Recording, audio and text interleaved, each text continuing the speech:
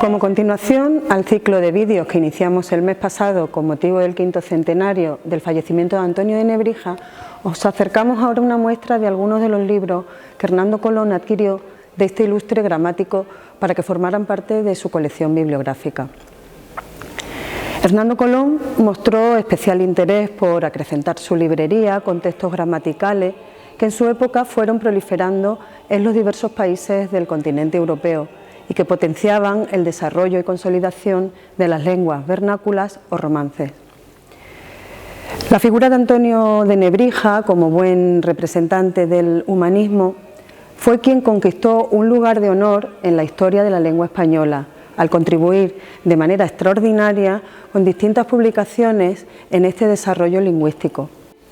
A él se le atribuye el primer gran alegato contra la censura y a favor de la libertad de expresión, defendiendo el papel esencial de la gramática y su libertad personal para aplicar sus conocimientos a cualquier campo del saber que se sirviese del latín como vehículo de expresión.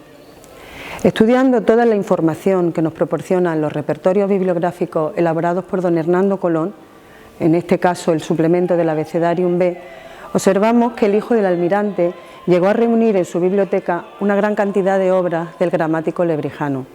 La admiración que le profesaba no solo le motivó a buscar y a hacerse con sus trabajos, sino que procuró conocerlo y recibir algunos de ellos de su propia mano. En la Biblioteca Colombina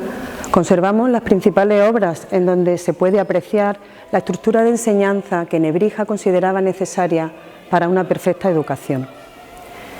Comenzamos el recorrido librario con la gramática castellana, impresa en Salamanca el 18 de agosto de 1492, en donde Nebrija descubre las reglas gramaticales del español para posteriormente ponerlas en orden y escribirlas de manera precisa, estableciendo una de las características clave del castellano hasta nuestros días, como es la adecuación de la escritura a la pronunciación o la ortografía fonética.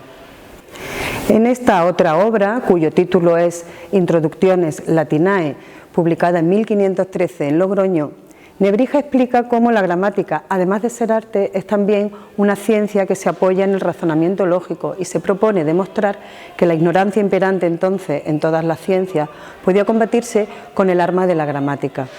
Esta edición conservada nace de la imprenta de Arnaldo Guillén de Brocard, que llegó a ser una figura legendaria en el arte de la impresión. Como resultado de esta admiración mutua que se profesaban, se convertirá en el gran impresor de la producción nebrisense. Podemos apreciar las anotaciones manuscritas de Hernando Colón a lo largo del texto y dos anotaciones de compra en la última hoja. La primera de Hernando Colón, anotando su compra por febrero de 1514 en Madrid, y la segunda se debe al doctor don Francisco Caballero Infante y Zuazo, quien lo donó al Cabildo después de adquirirlo en Sevilla en mayo de 1779. Como buen profesor de lenguas, sabía también que además de la gramática, los alumnos debían aprender el léxico y con este objetivo prepara sus diccionarios bilingües. En primer lugar, el diccionario del latín al castellano, impreso en Burgos en 1512, y la del castellano al latín, publicado en Salamanca en 1513.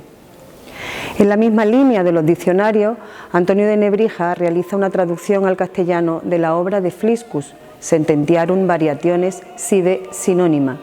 las llamadas elegancias romanzadas. Se trata de una recopilación de frases en italiano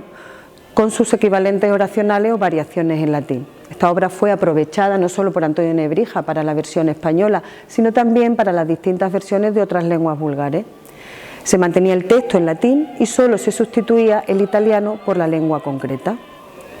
Por último, y como complemento a la educación universitaria, Nebrija también contempló otro tipo de obras útiles y didácticas en donde se invitaba a huir del vicio y buscar la virtud para la cultivación del alumno e imbuir en los jóvenes unos principios de moralidad. Una de estas obras fue Las sátiras de Aulo Persio Flaco, impresa en Sevilla en 1503 por los impresores Estanislao Polono y Jacobo Kronberger. Hernando Colón adquiere la primera edición de esta obra satírica, cuya importancia en el mundo estudiantil de latinidad en España se vio reflejada por las distintas ediciones que de ellas se hicieron con posterioridad, conservándose actualmente este ejemplar y otro en el Escorial. En esta edición, el texto original de Persio aparece impreso en el centro de cada página en letra redonda y a su alrededor la glosa de Nebrija con letrería gótica.